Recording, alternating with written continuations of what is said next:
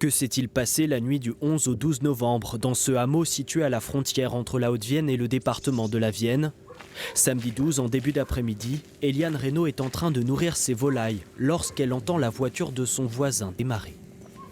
Ça calait, il réessayait, ça calait, ça redémarrait. Et là, on entendait un bruit. Et quand ils sont reculés, dont on voit encore la trace, ils ont accroché le camping-car de M. Billard.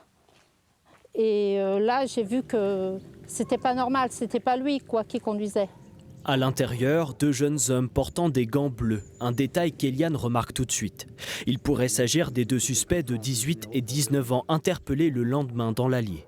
Donc là, je me suis avancée, je me suis permis de lui dire qu'est-ce qu'il cherchait, qu'est-ce qu'il voulait. Ils m'ont répondu, on s'est trompé de route, et ils sont partis vivement à toute allure. Transportait-il un cadavre dans le coffre, comme il l'aurait laissé entendre aux enquêteurs? Le disparu est un homme de 69 ans vivant seul, résidant en Suisse mais passant ses vacances dans cette maison familiale. Seul son véhicule a été aperçu ce jour-là.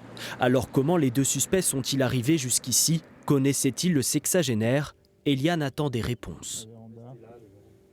On rumine beaucoup parce qu'on se dit il n'était pas comme ça. Et qu'est-ce qui a pu vraiment se passer pour qu'il ne soit plus là?